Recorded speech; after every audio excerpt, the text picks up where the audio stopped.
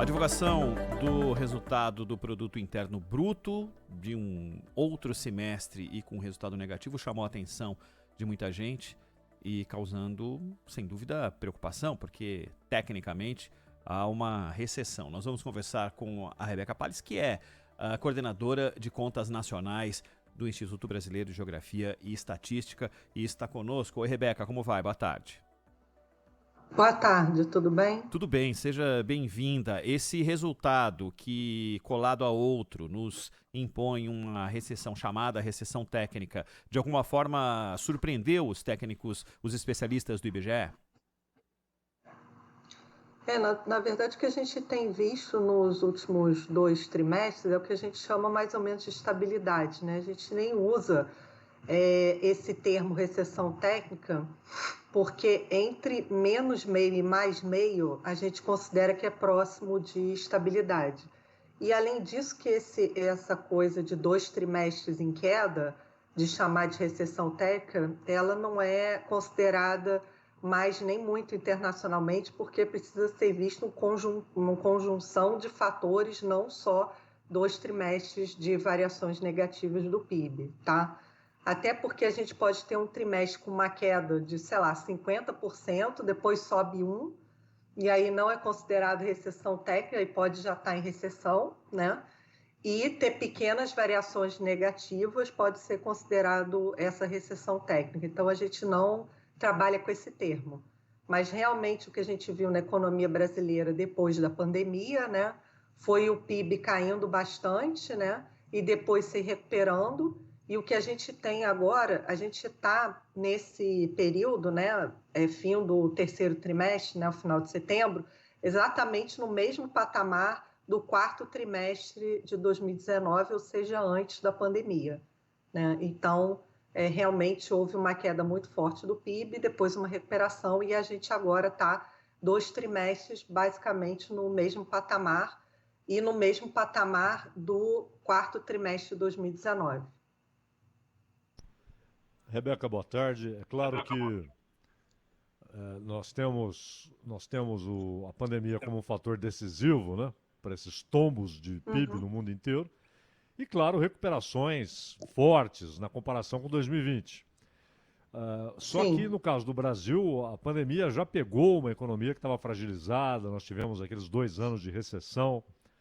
E agora um cenário de ainda muito desemprego, e o IBGE sabe disso como ninguém, e apesar da queda, mas ainda estamos na casa dos 2 dígitos, e inflação preocupante.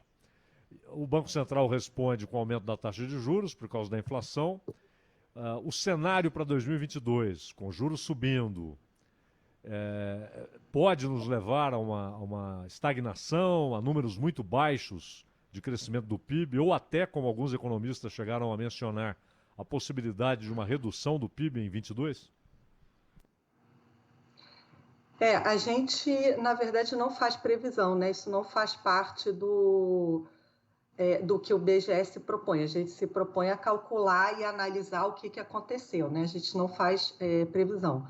Mas, de qualquer maneira, realmente é interessante notar que do pico, né, da série toda do PIB que a gente tem, o pico aconteceu lá no primeiro trimestre de 2014, né? Depois a gente realmente teve 2 anos de recessão e fomos recuperando, né, num passo não muito vigoroso até 19, e depois veio a pandemia, né? E agora em 2020, exatamente comparado, né, em 2021, com o ano passado, a gente está se recuperando, né? E agora, nesses últimos 2 trimestres, realmente ficou estável, né? A gente se recuperou, vamos dizer, exatamente até o primeiro, e no segundo e no terceiro, na verdade, a gente já ficou numa certa estabilidade.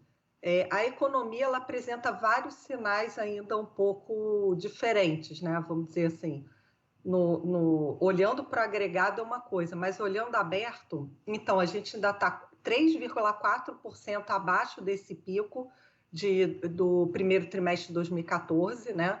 Como eu falei, a gente está no mesmo patamar, lá desceu e voltou, né, no patamar de 2019. A gente, além, né, realmente a gente está com uma inflação mais alta, né? Isso tem prejudicado principalmente o mercado de trabalho, porque apesar de estar tendo uma recuperação da ocupação, a massa salarial, né, a renda total disponível na mão das famílias, até para consumir, né, para poupar, para quitar a dívida, etc., ainda está também reduzido. Tá? Isso tudo prejudica principalmente o consumo de bens, né, com a inflação muito alta dos alimentos e bebidas também. Mas o que a gente viu ao longo desse período foi a poupança do Brasil crescendo, tá? E principalmente aí das famílias com uma renda mais superior, que consomem muitos serviços também. Então, os serviços ficaram muito represados, né? E agora eles estão apresentando aí um potencial grande de crescimento, principalmente naqueles serviços presenciais, né? E focados às famílias também, serviços de alimentação, serviços de alojamento, arte, cultura, e várias, até a própria saúde mercantil, né? Ano passado a gente viu um ganho muito grande das operadoras de plano de saúde, porque o sinistro ficou muito baixo e agora as pessoas estão retornando, né, a esse consumo represado de serviço. Né? A gente pode ver que dentro do grupamento que a gente olha, que chama outros serviços, onde estão a maioria desses serviços prestados às famílias, a gente ainda está no patamar abaixo do pré-pandemia, né? Então, ele está, né, desrepresando aos poucos e isso está favorecendo o consumo das famílias. Tanto que a gente olhou que a gente teve, né, apesar do PIB ter ficado estável e principalmente puxado aí pelo comércio exterior, a gente teve um crescimento no consumo das famílias, mas não no consumo de bens. Porque a gente olha no comércio, né, a gente teve uma variação negativa no comércio nesse trimestre, e que inclui aí o comércio varejista, que tem a ver com o consumo, né, de bens das famílias, mas o consumo dos serviços cresceu bastante, tá? Então, a gente ainda, né, e a gente tem um outro problema esse ano, que é a questão da agropecuária, que foi o que puxou, né, foi o único setor econômico, né, dos três grandes, agropecuários, indústria e serviços, que subiu ano passado.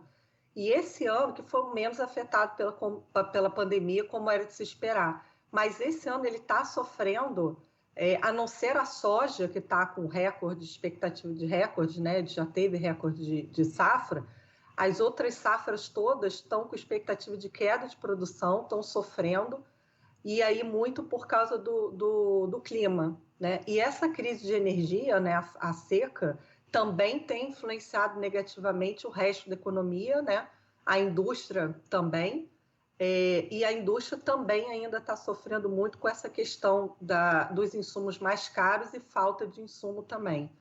Então, os setores da economia, por enquanto, eles estão se comparando, estão se desempenhando de forma um pouco diferente ao longo desses trimestres agora e bem diferente também, que também era de se esperar, da época da pandemia.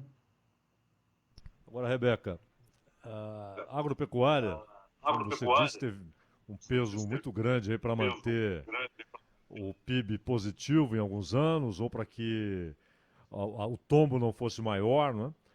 E agora nós vemos esse recuo de 8%, além do recuo de 9,8% nas exportações de bens e serviços. De qualquer maneira, a agropecuária parece ser um problema circunstancial. Na medida em que a demanda volta ao normal no mercado internacional, o Brasil deve retomar rapidamente os níveis anteriores, né, na produção e na exportação. Agora, você citou a questão da renda, que desabou, houve um empobrecimento do país.